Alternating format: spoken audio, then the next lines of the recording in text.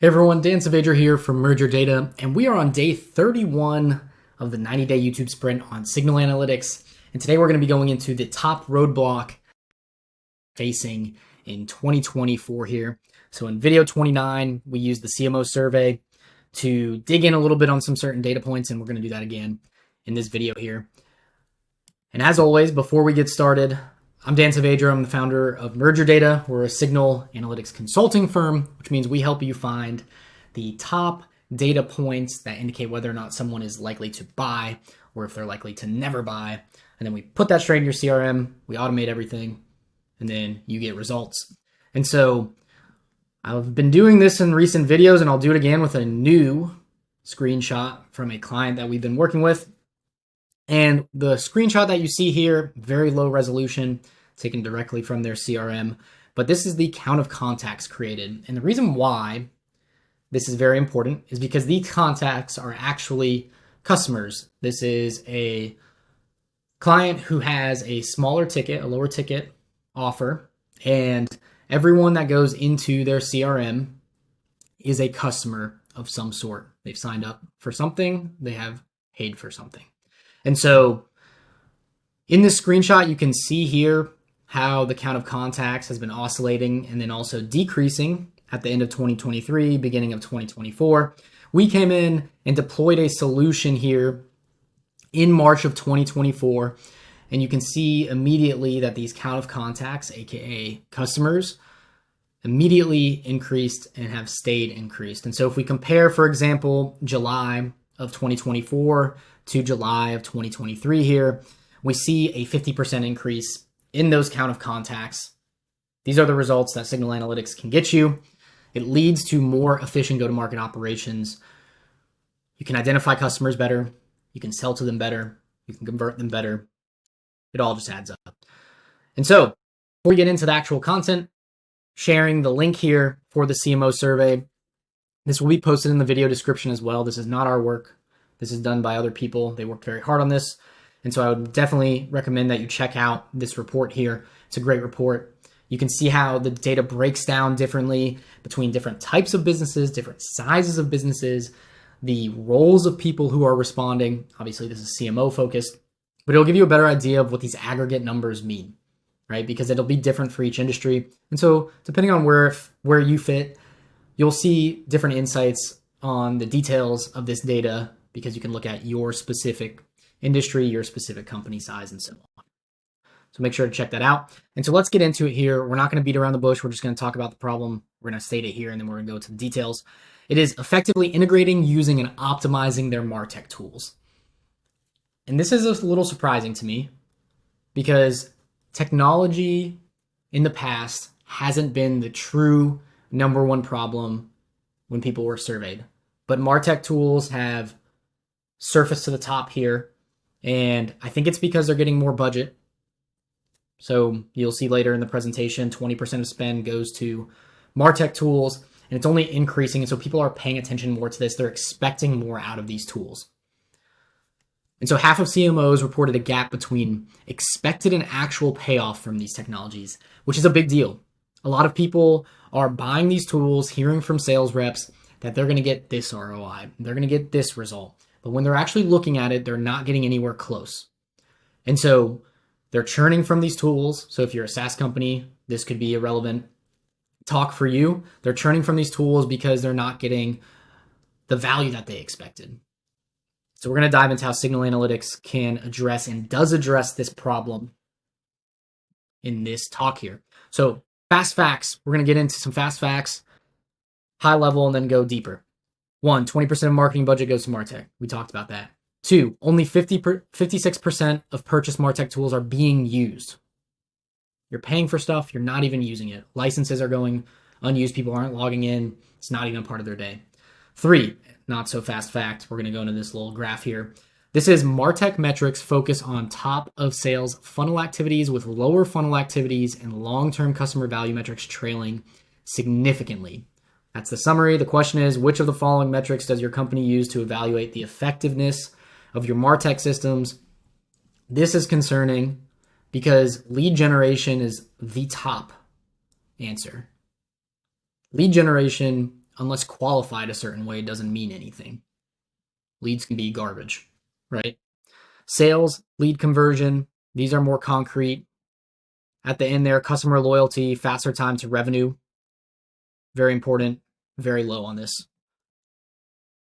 And so we're going to get into that and why that's, a problem.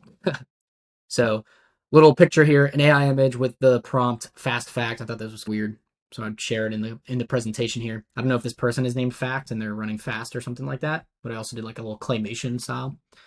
AI is useless. So what's wrong? 1, effectiveness of MarTech systems is measured by lead generation in 76% of companies. This is a big no-no. That's not going to truly tell you the effectiveness of the MarTech tools. There are much more reliable metrics that you can use to determine the effectiveness of a MarTech tool. Lead generation is most of the time not one unless you're qualifying it with qualified lead generation, which was not the survey response here. 2, the weakest MarTech activities are the most important. So these from the survey were the 3 weakest, demonstrating ROI from the marketing technologies. Integrating across other data systems, hiring to manage. In video 29, we talked about the top problems in terms of why companies are underperforming. These were in there. Hiring to manage was like one of the biggest ones. People were having trouble identifying talent that was capable. So we're going to dig into that. So where Signal Analytics fits into this. 1, less is more. So I'm going to expand this here. With Signal Analytics, you can focus on using less marketing technology. You still need to use it. It's still a critical part of using Signal Analytics and getting the results that we've shown in studies in the screenshots at the beginning of these videos. But you don't need a stack of 50 tools. It's just not necessary. And so you want to focus on getting deep with one tool. Our preferred tool is HubSpot because it has so much rolled into one from a sales and a marketing perspective. From an analytics perspective, you can get very, very far under one platform. It doesn't do everything. Great. It's a jack of all trades, right? So you're going to have some things that you're giving up in there, and that's okay because you're just looking for the top data points that you can measure in the system that are going to increase conversions, sales, profitability. They're your leverage points. That's what signals are. And you can do that inside of one tool. 2, less complexity is usually better. The more complexity you have, the more difficult it is to manage, the more difficult it is to keep growing using the tool because you're going to have more and more people manage the actual systems behind the scenes. And then overall, it just causes more problems. You're going to not be able to tell all of the fringe cases of the systems that you build if the integrations and the setup is incredibly complex. It just creates a bunch of headache, a bunch of unknowns, a bunch of expensive talent, right?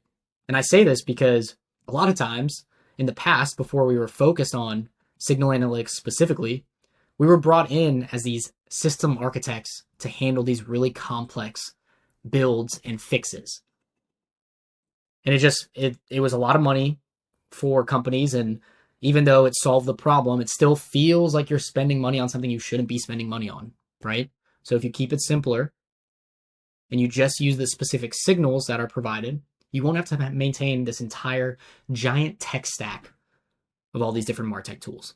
Then 3, a handful of signals will lead to the majority of your results. I mentioned this but you can get more prospects to show these signals. That's the goal. So you want to identify the handful of signals that are leading to the majority of your results, that are providing the leverage, the Pareto principle, right? The 20% that are leading to the 80% of results or somewhere around that.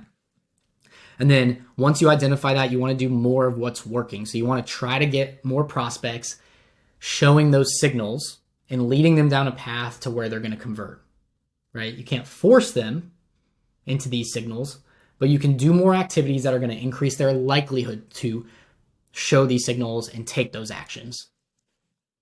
Behavioral signals is mostly the ones that we're looking to pull people along and do, the ones we talked about.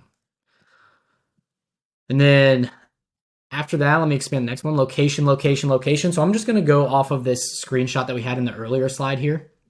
Which of the following metrics does your company use to evaluate the effectiveness of your MarTech systems? I checked each one that Signal Analytics addresses. and can help give you more information on. Sales, right? You'll be able to measure your sales by different breakdowns, different metrics. You'll be able to understand the unit economics behind those sales. You'll be able to see the channels, the types of people that are taking those actions, the ones that are sticking around. All the stuff we talked about in previous videos with signals will fit into here. Lead conversion, optimizing stage-by-stage conversions across the lifecycle stage, lead, object, pipelines, deal pipelines. You'll be able to really nail down exactly what type of people are converting at what rate, where they're getting stopped, and then you're going to be able to address all those problems. That's where signal analytics comes in here. Return on marketing investments. I put a star here because when people say return on marketing investments, when they're measuring it through these MarTech systems, it's usually direct spend, and then the return based off of that, like direct spend on a platform or with a tool, with ads. But in reality, this needs to be fully loaded with your entire headcount cost so that you get a true return on marketing investments. So signals can do both if you just want to measure without the actual cost of labor involved. If you do, signals can also provide that breakdown because you're bringing all that data back into the CRM. Customer acquisition rate, customer lifetime value, customer loyalty, faster time to revenue. All of these are lower order answers here, but they are the highest impact. Customer loyalty, it's easier to keep customers and keep selling them more when they actually need it rather than get brand new loads every time. MarTech systems should be measuring and focused on measuring this as well. If you are not using that to evaluate the effectiveness of your MarTech systems, then you are just focusing on net new logos, which might be right for where you're at.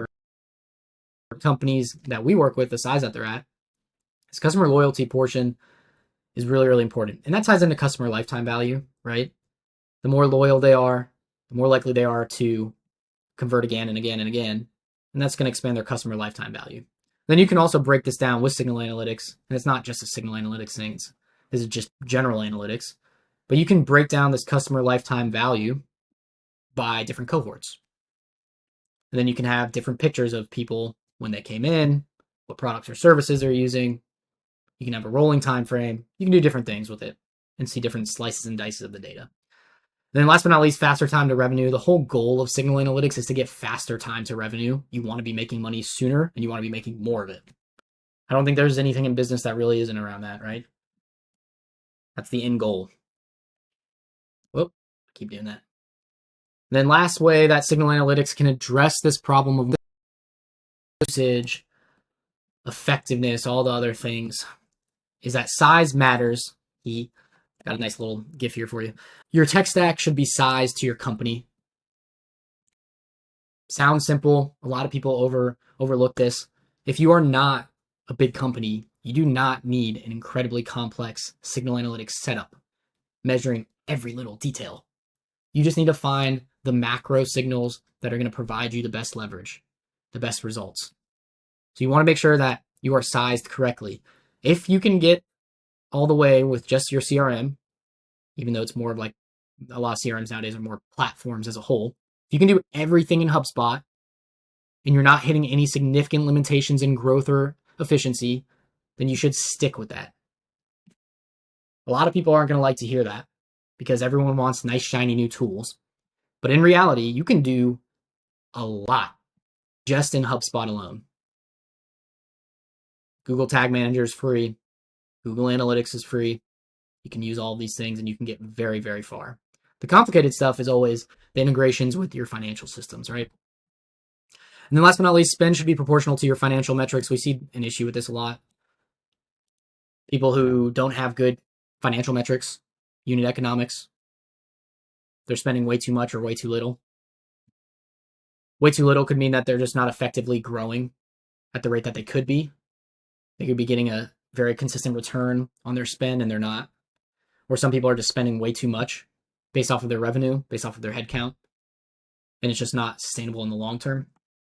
So just make sure that you're sized correctly for where you're at. So before we go on, I think that's pretty much it, to be honest. But let's go back up to what's wrong here section. These three things, demonstrating ROI from marketing technologies, integrating across other data systems, hiring to manage, Signal Analytics can get these done for you, right? You can demonstrate the ROI from your marketing technologies because you're going to have all of your financials inside of your CRM. You're going to have them broken down the correct way. You're going to be able to build reports off of it. You can integrate across other data systems, or integrating across other data systems will be solved because you have to do that to get Signal Analytics to work, right? And so this is just a precursor. It's not the end all be all, but it is not Signal Analytics solving that problem specifically, right? It's just a precursor, but keeping it simple with Signal Analytics solves this.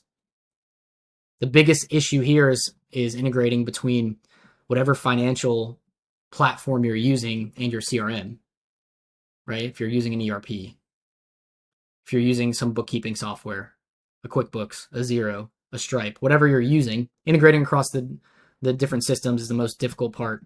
That's not addressed directly by Signal Analytics, but is a precursor. And then hiring to manage. This one, if you keep Signal Analytics simple, you'll know exactly where you need to focus, and you'll be able to identify and spend more on less headcount that's more effective.